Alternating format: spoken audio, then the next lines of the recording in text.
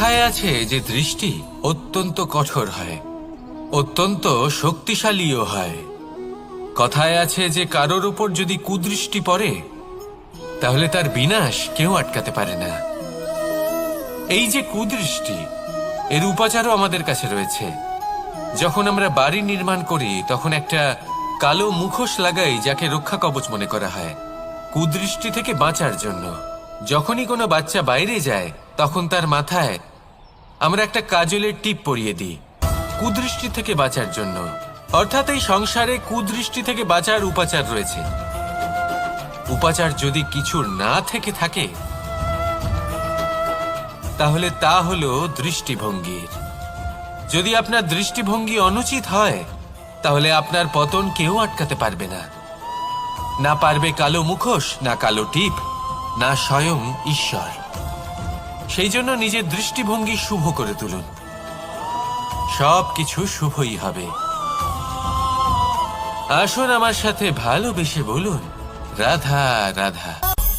কথায় আছে যে জীবনের আধার হলো সম্পর্ক, প্রসন্নতারও এবং ঈশ্বরের সাথে দেখা পাওয়ারও। এবার এই সম্পর্কের আধার আসলে কি? সেবা? না। বোঝাপড়া? না। অপেক্ষা? না। এই সম্পর্কের আধার হলো বিশ্বাস। যদি বিশ্বাস ভেঙে যায় তাহলে জেনে রাখবেন যে সম্পর্করূপী এই ভবন, এর ভিতই ভেঙে গেল। আর যদি ভিত ভেঙে যায় তাহলে সেখানে অন্য কোনো ভবন নির্মাণ সম্ভব নয়, সম্ভবই নয়। এই সমস্ত সম্পর্কের বিশ্ব বিশ্বাসে বসবাস করে। এই বিশ্বাস হলো অত্যন্ত গুরুত্বপূর্ণ। এই বিশ্বাসের জোরেই আমি আর রাধা কোনো সাংসারিক বন্ধনে আবদ্ধ না হয়েও এক অত্যন্ত দৈব অলৌকিক বন্ধনে আবদ্ধ। এ হলো বিশ্বাস, যার দ্বারা 11 অক্ষৌহিনী সেনার সামনে অর্জুন দাঁড়িয়েছিল এবং জয়ী হয়েছিল। এই বিশ্বাস হলো অত্যন্ত গুরুত্বপূর্ণ, তাই বিশ্বাস করতে শিখুন, বিশ্বাস দিতে শিখুন, বিশ্বাস পালন করতে শিখুন। আর আমার সাথে ভালোবেসে বলুন, রাধা রাধা। এই সংসার অত্যন্ত বিচিত্র এক স্থান। এ সত্য খুঁজতে থাকে, আর সত্য খুঁজে পেলেই তা প্রমাণ করতে চায়। সে চায় তার প্রমাণ পেতে, সাক্ষী পেতে চায়। সেক্ষেত্রে আমাকে বলুন যে সত্য কি করতে পারে? সেই ব্যক্তি যে সত্যকে ধরে আছে সে কি করবে? কিছুই নয়, কিছু করার প্রয়োজনই নেই, শুধু তাতে টিকে থাকতে হবে। সেই হিমালয়ের মতো যা আজ পর্যন্ত টিকে রয়েছে। যদি আপনি সত্যবাদী হন তাহলে আপনার কিচ্ছু প্রমাণ করার কোনো প্রয়োজন নেই। যদি প্রয়োজন থাকে তাহলে সত্যের সাথে টিকে থাকার। এই সময় নিজে সাক্ষী হবে, নিজে প্রমাণ দেবে। এই নিয়তি স্বয়ং প্রমাণিত করবে যে আপনি সত্যবাদী ছিলেন, আপনি সত্যের পথে ছিলেন। তাহলে আসুন আর আমার সাথে ভালোবেসে বলুন, রাধা রাধা। ঈশ্বর আমাদের হাত প্রদান করেছেন। হাত যা জড়ো করা হয় প্রণাম করার জন্য, ঊর্ধ্বগামী হয় প্রার্থনার জন্য। এই হাত যার দ্বারা আমরা খাবার খাই, ফসল উৎপাদন করি। কিন্তু এই হাতের দ্বারা সবথেকে শ্রেষ্ঠ কাজ কি হতে পারে? সেবা। আগে হ্যাঁ, সেই হাত যা সামনে এগিয়ে আসে সেবা করার জন্য, যে সেবা করে তাদের যারা দুঃখে থাকেন, নিরাশ হয়ে থাকেন, যারা সেবা করেন তাদের যারা কিনা দরিদ্র। সেই হাত হলো সব থেকে অধিক মহান। ঈশ্বরকে দীনবন্ধু বলা হয়ে থাকে, কারণ যারা দুঃখী হন, নিরাশ হন, দরিদ্র হন, ঈশ্বর তাদের সাহায্য করেন, তাদের সহায়ক হন, তাদের মধ্যে ঈশ্বর বাস করেন।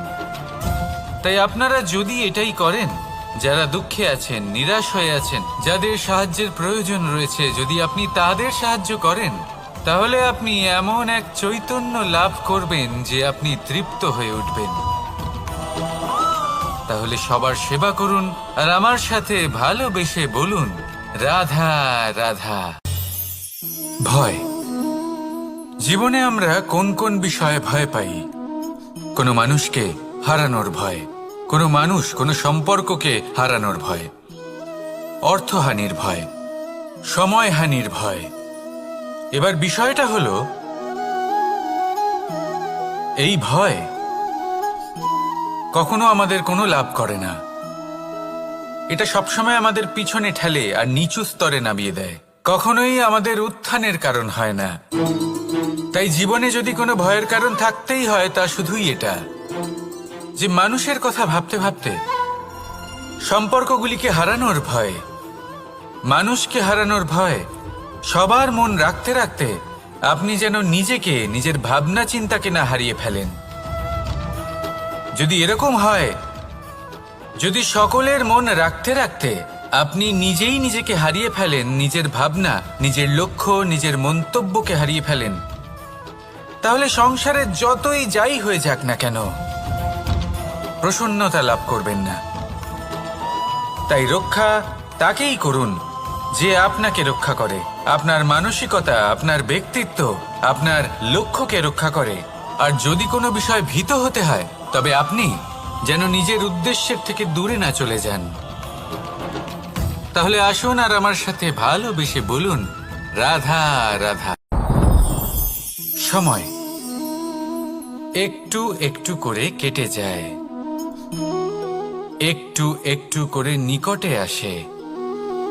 খুব অদ্ভুত ব্যাপার। এই সময় প্রতিকূল হলেও একটু একটু করে কেটে যায়। এই সময় যদি ভালো হয়, তাহলে একটু একটু করে নিকটে আসে। অনুচিত তখনই হয় যখন আমরা নিজেদের অসফলতার জন্য সময়কে দোষ দিই, কিন্তু আসলে তেমনটা হয় না। আপনার পরিশ্রম আর প্রয়াস দ্বারাই আপনি সাফল্য লাভ করবেন, সময়ের দ্বারা নয়। যদি এই সাফল্য একটা সুন্দর ভবন হয়, তাহলে সময় হলো তার দেওয়ালের রং, যা সময়ের সাথে বদলাবে, সময়ের সাথে ফিকেও হয়ে যাবে। কিন্তু সাফল্যের এই ভবন আপনাকেই নির্মাণ করতে হবে, আপনার পরিশ্রমের ইট দ্বারা এবং প্রয়াসের চুনসুরকি দ্বারা। তাই পরিশ্রম আর প্রয়াস করতে থাকুন, সাফল্য আপনি অবশ্যই পাবেন। সময় যদি আজ ভালো না হয়, তাহলে কাল অবশ্যই হবে। প্রয়াস করতে থাকুন আর আমার সাথে ভালোবেসে বলুন, রাধা রাধা। এ হলো গোলাপ ফুল। একে আমরা সকলেই চিনি। সমগ্র সংসার ভালোবাসে এই পুষ্পকে। এই ফুল দেখতেও সুন্দর। সবথেকে বেশি গুরুত্বপূর্ণ কথা হলো এর সুগন্ধ, যা দূর দূরান্ত থেকে ব্যক্তিদেরকে আকৃষ্ট করে। এই সুন্দর পুষ্প একটু মন দিয়ে দেখলেই দেখা যায় এর নিচে কাঁটা রয়েছে। এই সংসার বলে, এ প্রকৃতির কেমন রচনা, এত কোমল পুষ্প, এটা কি তীক্ষ্ণ কাঁটা সহ প্রস্ফুটিত হয়? এটাই হলো জীবনের সত্য। আমাদের অন্তরের সদ্গুণ, সেগুলিও এই ফুলের মতোই সুন্দর। সংসার এর সৌন্দর্য দেখতে পায়, এর সুগন্ধ চতুর্দিকে ছড়িয়ে পড়ে।